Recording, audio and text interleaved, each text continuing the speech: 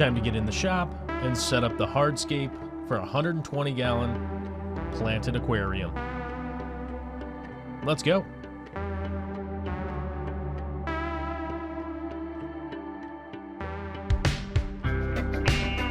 My first order of business is to set up a workspace outside of the aquarium, out on my workbench. This piece of plywood is actually cut to the size of the interior of the 120-gallon so that I know exactly how much space I have to work with. This MetaFrame aquarium actually happens to be the exact dimensions of the overflow, so I'm just going to use that as my overflow don't put anything there space. The second piece of plywood I got here is cut to the, you guessed it, exact same size as the background of the aquarium. I got a little bit of a problem with it. It's plywood colored and it's not black like the background of the aquarium itself. I was trying to find some black paint that wasn't all screwed up. Turns out the first paint was bad, and I don't think there's much else I could do about that at this point, but I did find some black hobby paint that worked out just fine. It was from an old cabinet project I did a while ago, and luckily just had some left over.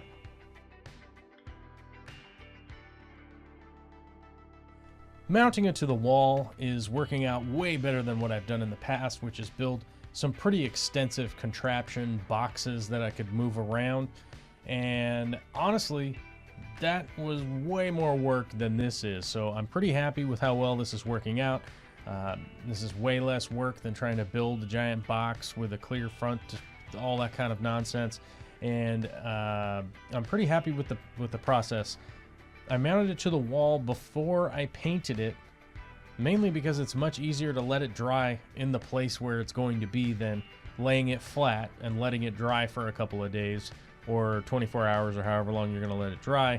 That worked out a lot better than painting it and laying it down somewhere. So that's why I installed it first, then painted it.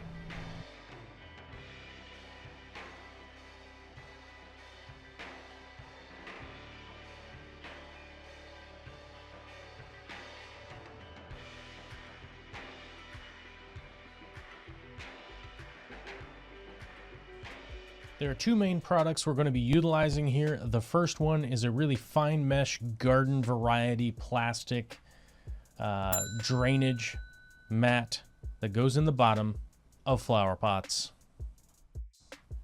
This wider spaced grating that we're using here is actually an aquarium product. I bought mine off of Amazon, which Amazon is an affiliate sponsor to the channel. So if you buy some through the channel, there will be a kickback. So just heads up on that one. This product actually came packaged pretty cheaply, not a big deal. There wasn't really that much to it. It does have these little legs that you can install into each piece, and we're going to be utilizing that pretty much throughout the base of building this raised level aquascape. Essentially what's happening here is we're trying to build support for an aquascape that's going to be elevated from the base. People have often asked me how this happens, and this is how you do it. We're building a structure that is able to hold up really heavy rocks in the aquascape to a higher level and not sink all the way down to the bottom or have all of our substrate completely flatten out over time.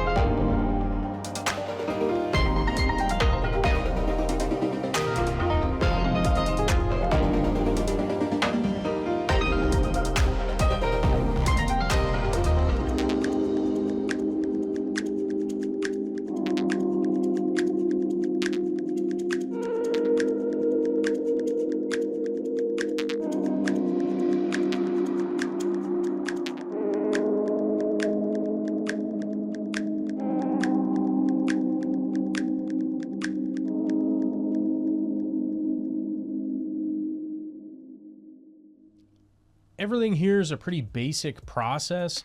The process involves just kind of stacking all these pieces together, utilizing zip ties to hold everything in place, and just continue to kind of build slopes, higher areas, lower areas, and just think about where you want all your rocks to go. Now, a good piece of advice is to consider that bigger rocks are actually going to go up higher when building this way. Oftentimes people tell me, oh, we should put the heavy rocks down low and the lighter rocks up high.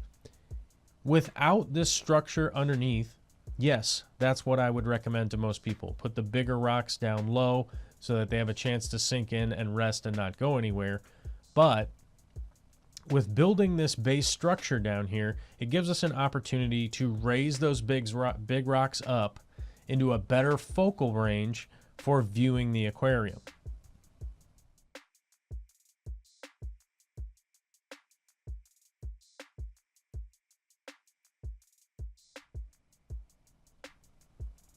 Finally, it's time to go ahead and install this into the aquarium.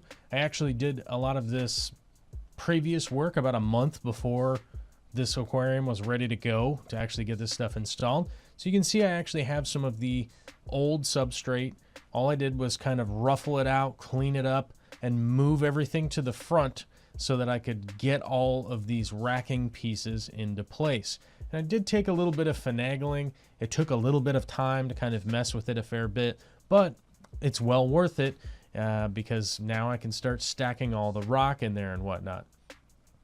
I'm using a few tools to move around the substrate, some old cups from takeaway. You know, realistically, takeout food is a great place to find some extra aquascaping tools.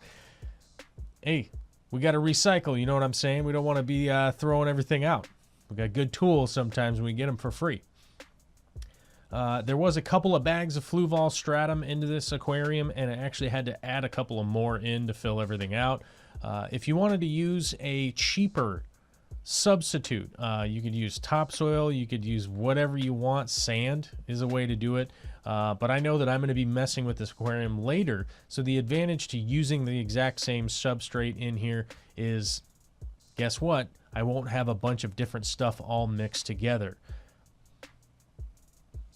It may be a little bit more costly than some of the cheaper methods, but I do order one bag a month on my automatic Amazon thing. So I actually do have a couple of extra bags on hand, and it worked out just fine without having to try and buy a bunch of bags all at the same time. All of the rocks that went in here are this elephant stone that I purchased from SR Aquaristic. About $100 a box.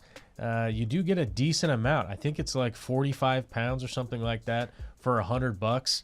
I think is a screaming deal. I have no association with that company. Like I said, I just bought it myself, and it did work out pretty well. It looks good. As far as I'm concerned, it looks good. And I think that this is a simple aquascaping tip and trick that just about anybody out there could implement. And you could probably figure out an even more affordable way to do it yourself. There's one thing I need to point out here. This is a method that is not going to hold everything completely into place. But with the addition of plants rooting into the system and everything, it will hold everything into place. So this is just a piece of the puzzle. Think of this as the bones, the structure that is necessary for the tissue of the roots of the plants to take place and fill everything in. I assure you this will work out well if you work at it and just consider your rock placement and stuff like that. I went really simple with this aquarium for the reason that I'm hoping this is a helpful little tutorial for people to really expand on. So I do hope to see what your projects are, and when you implement this, be sure to message me so I get a chance to look at your projects too.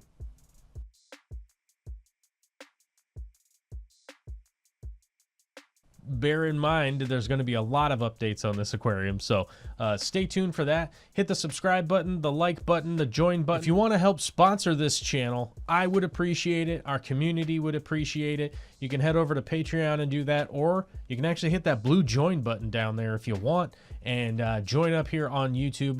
Obviously, it does cost some money, but it gives you access to the Discord and our community, which I think is thriving even in the pandemic. You know, it's thriving. Later.